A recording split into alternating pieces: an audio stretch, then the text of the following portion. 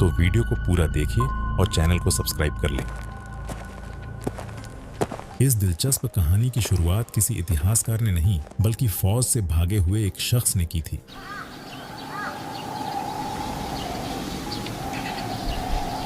साल था 1826। भारत के पंजाब इलाके में, जो अब पाकिस्तान का हिस्सा है, जेम्स लुईस नाम का एक अंग्रेज सिपाही ब्रिटिश फौज को छोड़कर भाग गया था। उसे डर था कि कहीं वह पकड़ा न जाए, इसलिए उसने अपना असली नाम छिपा लिया और अपना नया नाम रखा, चार्ल्स मैसन। मैसन एक बंजारे की तरह दर दर भटक रहा था। तभी उसकी नजर एक अनोखी जगह पर पड़ी। एक खाली मैदान में पुरानी ईंटों के ऊंचे ऊंचे ढेर लगे थे। वहां रहने वाले लोग उन टीलों को भूतों का बसेरा मानते थे। मैसन ने अपनी डायरी में नोट किया कि यहाँ किसी बहुत पुराने और बड़े शहर के अवशेष दबे हुए हैं। उसे लगा कि शायद ये खंडहर सिकंदर महान के जमाने के हैं, पर मैसन को इस बात का जरा भी अंदाजा नहीं था कि वह जो देख रहा है वो सिकंदर से भी 2000 साल पुराना इतिहास है। असल में वो हड़प्पा के खंडहर थे, पर उस समय किसी ने भी उसकी बात को गंभीरता से नहीं लिया। इसके करीब 30 साल बाद 1856 में एक ऐसी बड़ी चूक हुई जिसने हमारे इतिहास को हमेशा के लिए खत्म कर दिया होता। उस वक्त अंग्रेज कराची से लाहौर के बीच रेल की पटरियां बिछाने का काम कर रहे थे। पटरियों के नीचे डालने के लिए उन्हें ढेर सारे पत्थरों की तलाश थी। तभी मजदूरों की नजर पास में मौजूद हड़प्पा के उन खंडहरों पर पड़ी जहां लाखों की संख्या में मजबूत और पक्की ईंटें दबी हुई थीं।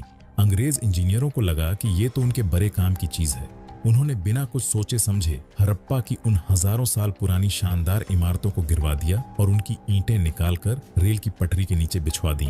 इतिहास के जानकारों का मानना है कि करीब 160 किलोमीटर लंबी रेल की पटरी हडडी अचप्पा की उन्हीं पुरानी ईंटों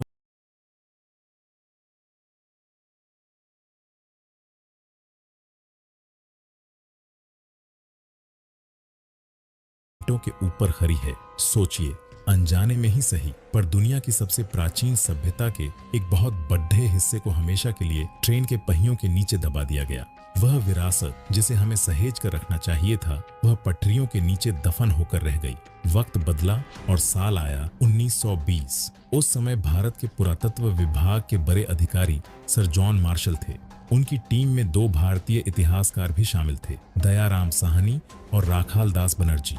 जहां एक तरफ दयाराम साहनी ने हड़प्पा की जगह पर खुदाई का काम शुरू किया, वहीं दूसरी तरफ राखाल दास बनर्जी ने सिंध के इलाके में एक ऊंचे टीले को खोदना शुरू किया। वहां के रहने वाले लोग उस टीले को मोहन जोदरोस कहते थे, जिसका सिंधी भाषा में मतलब होता है मुर्दों का टीला। जैसे जैसे वहां से मिट्टी हटाई गई, जमीन के नीचे से एक ऐसा नजारा निकला जिसने पूरी दुनिया के होश उड़ा दिए। वह कोई छोटा मोटा गांव नहीं था, बल्कि आज के किसी बड़े और आधुनिक शहर जैसा था। वहां की सड़कें एकदम सीधी थीं, जो एक दूसरे को बराबर काटती थीं। घर पक्की ईंटों के बने थे, जिनमें से कुछ 2 या 3 मंजिल के भी थे। ताज्जुब की बात तो ये है कि हर घर के अंदर अपना खुद का कुआं और नहाने की जगह थी। पर सबसे कमाल की चीज थी वहां का सफाई का इंतजाम। नालियां पूरी तरह ढकी हुई थीं और घर घर का गंदा पानी एक मुख्य गटर लाइन में जाकर मिलता था। उस दौर में लंदन और पेरिस जैसे बड़े शहरों में भी ऐसी सफाई व्यवस्था नहीं थी, जैसी भारत के लोगों ने 5000 साल पहले ही तैयार कर ली थी। जॉन मार्शल ने दुनिया को डंके की चोट पर बताया कि भारत का इतिहास अब सिर्फ 2000 साल का नहीं, बल्कि पूरे 5000 साल पीछे चला गया है। लेकिन इस सभ्यता की जो बात सबसे ज्यादा हैरान करती है, वो है यहाँ की एकरूपता। चाहे वो हड़प्पा हो या मोहनजोदड़ो, लोथल हो या कालीबंगन, ये सभ्यता करीब 10 लाख वर्ग किलोमीटर के दायरे में फैली थी। फिर भी यहाँ का हर शहर एक ही जैसा दिखता था। ताज्जुब तो इस बात का है कि हर जगह ईंटों का आकार एक था, वजन के बाट एक जैसे थे और सड़कों की चौड़ाई भी बिल्कुल बराबर थी। आज की तरह न इंटरनेट था, न फोन और न ही तेज गाड़ियां। फिर भी इतने बड़े इलाके में हर चीज एक जैसी कैसे मुमकिन हुई?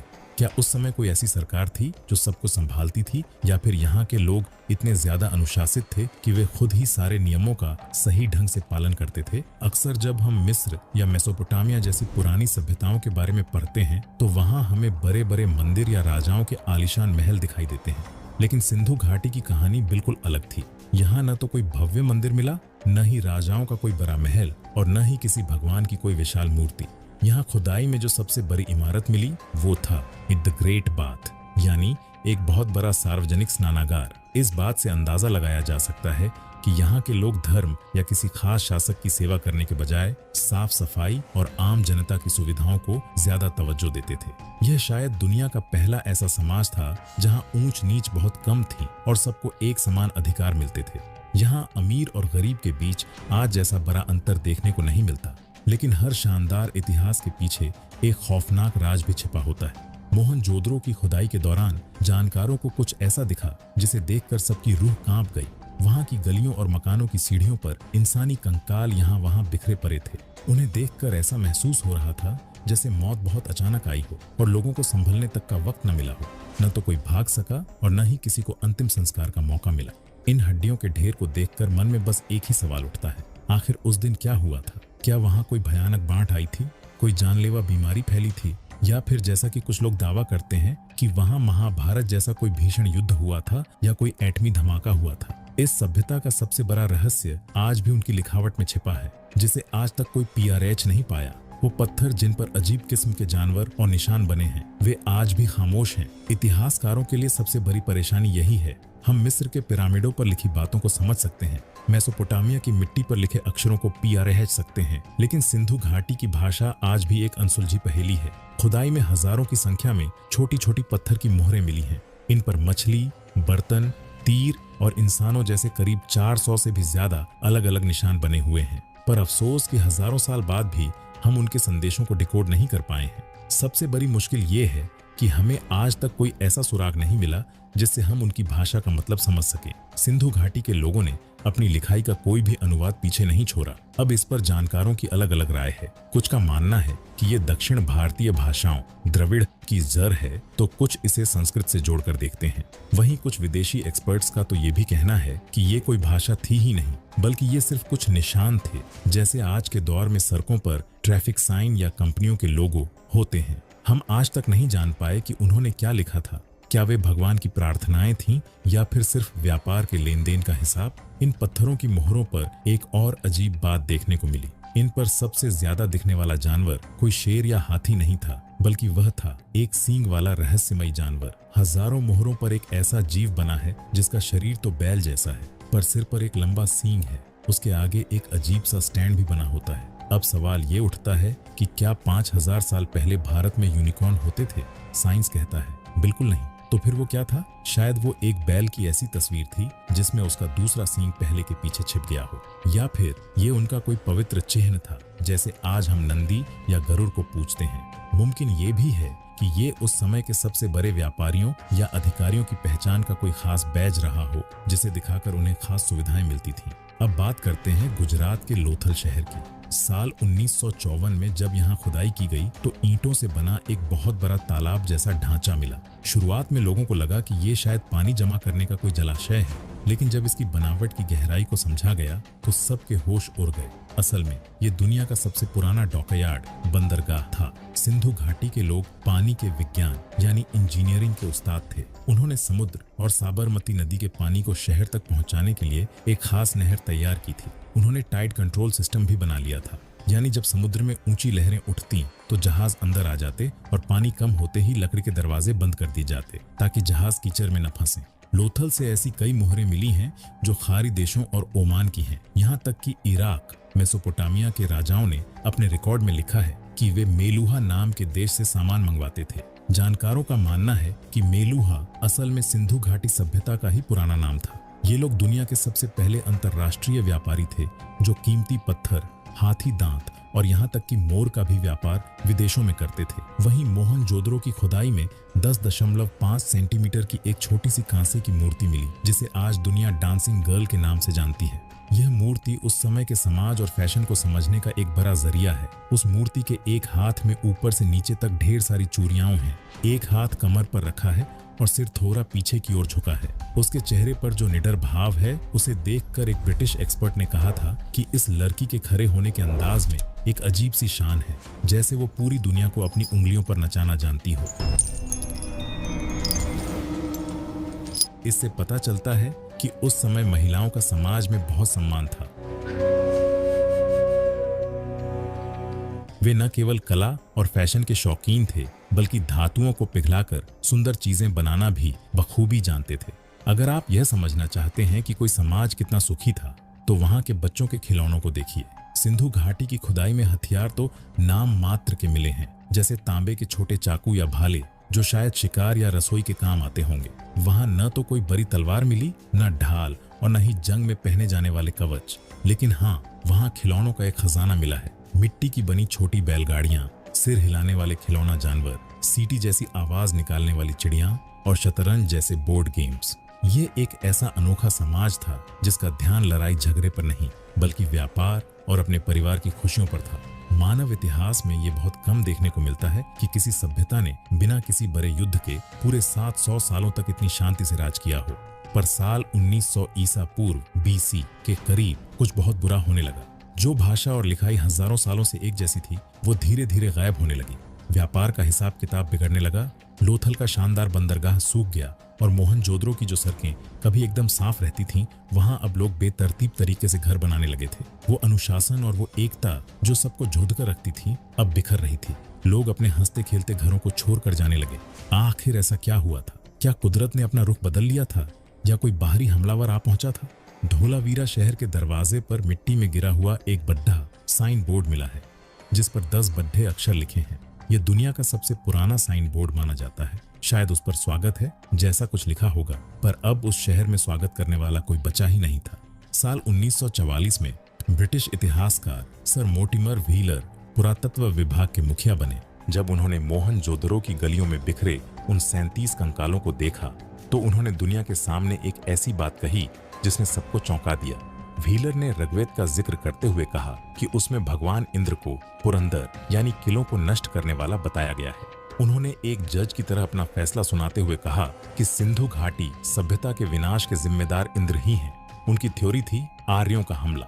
व्हीलर का मानना था कि मध्य एशिया से घोड़ों पर बैठकर आर्य भारत आए और उन्होंने इन शांति से रहने वाले व्यापारियों पर हमला करके उनका कत्लेआम कर दिया।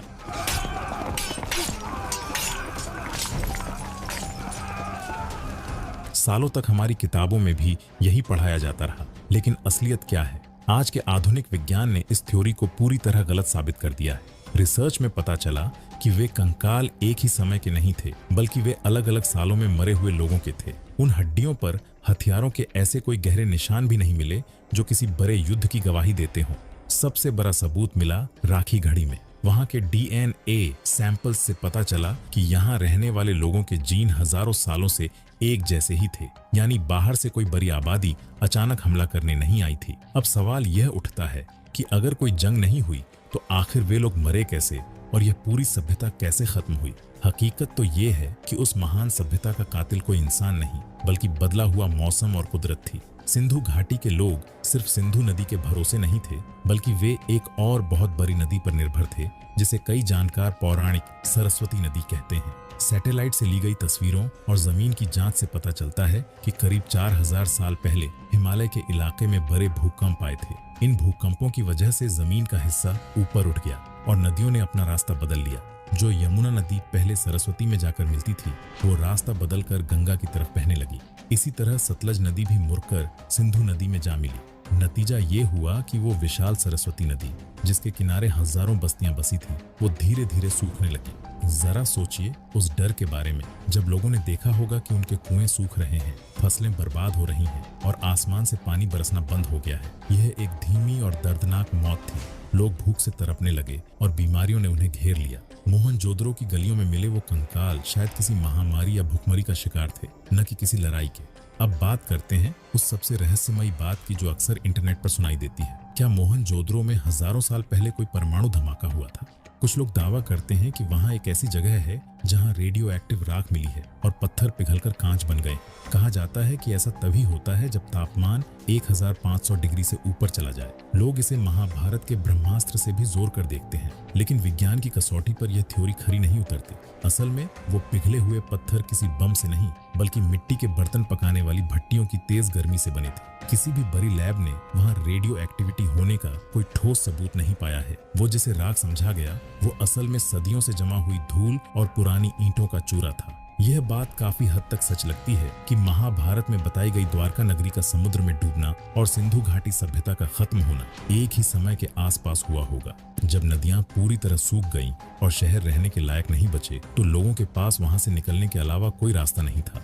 वे अपने शानदार पक्के मकानों, बेहतरीन ड्रेनेज सिस्टम और उन बड़े बड़े स्नानागारों को छोड़कर पूरब और दक्षिण की दिशा में निकल पड़े। वे गंगा यमुना के मैदानों और गुजरात महाराष्ट्र के इलाकों में जाकर बस गए। लेकिन यहाँ एक बड़ी त्रासदी हुई।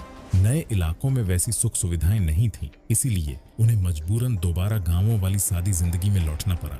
आने वाली कुछ सदियों में लोग लिखना पढ़ना भूल गए, ईंटें बनाने का वो पुराना हुनर खो गया और विदेशों से होने वाला व्यापार भी बंद हो गया। इतिहास में इसे शहरी सभ्यता का अंत कहा जाता है। ऐसा लगा मानो भारत विकास की दौर में 1000 साल पीछे चला गया हो। तो क्या सिंधु घाटी की वो महान सभ्यता पूरी तरह मर गई? जवाब है नहीं। शहर खत्म हुए थे, लोग नहीं। सिंधु घाटी के वो लोग कहीं गायब नहीं हुए, बल्कि वे हम बन गए। आज भी जब हम हाथ जोड़कर नमस्ते करते हैं, औरतें अपनी मांग में सिंदूर भरती हैं, हम पीपल के पैर की पूजा करते हैं, या जिस अंदाज में साड़ियां पहनी जाती हैं, ये सब हमने किसी किताब से नहीं सीखा। ये संस्कार और ये परंपराएं हमारे खून में, हमारे डीएनए में पिछले 5000 सालों से चली आ रही हैं। हड़प्पा की वो ईंटें भले ही आज मिट्टी में मिल गई हों, लेकिन उनकी संस्कृति आज भी भारत की आत्मा में सांस ले रही है। लेकिन एक सवाल अभी भी बाकी है। राखी घड़ी की हालिया डीएनए रिपोर्ट ने एक ऐसा खुलासा किया है जिसने आर्य सिद्धांत और भारतीय इतिहास की किताबों को बदलने की चुनौती दे दी है। क्या हम सच में बाहर से आए थे या हम हमेशा से यहीं थे? हरियाणा का हिसार जिला, यहाँ एक गांव है राखी घड़ी।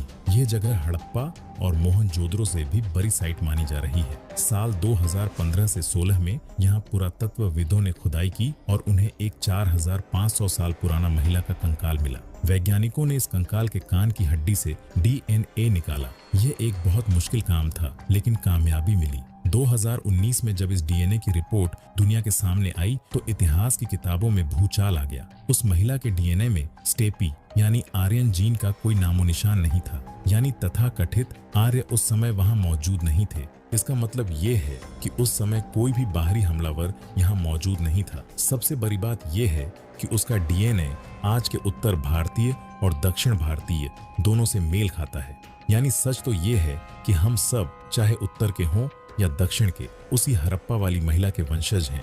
आर्य और द्रविड़ के बीच की ये लड़ाई शायद सिर्फ राजनीति ने पैदा की थी, क्योंकि विज्ञान ने साफ कर दिया है कि हड़प्पा के लोग ही आज के आधुनिक भारतीय हैं। हम कहीं से आए नहीं हैं, हम यहीं के रहने वाले हैं। अब चलिए उत्तर प्रदेश के बागपत जिले के सनौली गांव। साल 2018 में यहाँ कुछ ऐसा मिला जिसने इस पुरानी सोच को ही खत्म कर दिया कि सिंधु घाटी के लोग सिर्फ शांति प्रिय व्यापारी थे और लड़ना नहीं जानते थे। सनौली में जमीन के नीचे से शाही ताबूत निकले और उनके साथ मिले युद्ध में इस्तेमाल होने वाले रथ, तांबे की तलवारें, ढाल और हेलमेट। ये खोज करीब 4000 साल पुरानी है और यही वो समय है जब महाभारत का युद्ध माना जाता है। सनौली के ये योद्धा साबित करते हैं कि हमारे पूर्वज सिर्फ घर बनाना ही नहीं, बल्कि युद्ध के मैदान में तलवार चलाना भी जानते थे। ये खोज शायद उस वैदिक काल और हड़प्पा के बीच के अधूरे सच को पूरा करती है। आज 5000 साल बाद हम 21वीं सदी में खड़े हैं।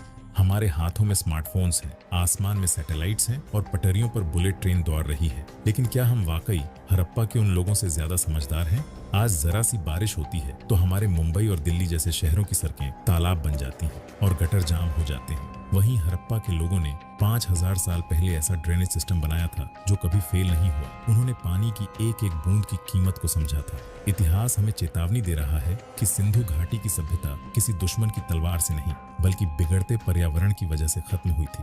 उन्होंने नदियों को सूखते और कुदरत को बदलते देखा था। आज हम भी ठीक उसी मोड़ पर खड़े हैं। ग्लेशियर पिघल रहे हैं और मौसम का मिजाज बदल रहा है। हड़प्पा के वो खंडहर आज हमसे चीख चीख कर कह रहे हैं कि अगर तुम प्रकृति के साथ मिलकर नहीं चले तो तुम्हारे ये आलीशान शहर भी एक दिन मुर्दों का टीला बनकर रह जाएंगे। कहानी के अंत में आइए एक नजर खुद पर डालते हैं। सुबह उठकर हमारा नहाना, हाथ जोड़कर नमस्ते कहना, एक भारतीय महिला का अपनी मांग में सिंदूर भरना, पीपल के पैर और नंदी की पूजा करना, यहाँ तक कि शतरंज का खेल, यह सब हमें हड़प्पा से विरासत में मिला है। सभ्यताएं कभी मरती नहीं हैं, वे बस अपना रूप बदल लेती हैं। हड़प्पा की ईंटें भले ही रेल की पटरियों के नीचे दब गई हों, लेकिन उसकी रूह आज भी 140 करोड़ भारतीयों के दिल में धड़क रही है। 1826 में चार्ल्स मैसन ने जिस जगह को सिकंदर के जमाने का समझा था, वह असल में हमारी अपनी दास्तान थी, एक ऐसी कहानी जो कभी खत्म नहीं हुई। हम ही हड़प्पा हैं। तो दोस्तों, ये थी हड़प्पा की संपूर्ण इतिहास। वीडियो अगर अच्छा लगा हो तो चैनल को सब्सक्राइब जरूर कर ले, क्योंकि आपकी एक सब्सक्राइब मुझे ऐसी कहानी ढूंढने में हिम्मत देती है। और हाँ दोस्तों, कमेंट में अपना नाम जरूर लिखे, जिससे मुझे पता चलेगा कि कौन कौन मेरे साथ इस रोमांचक सफर पर चल रही है। नमस्ते।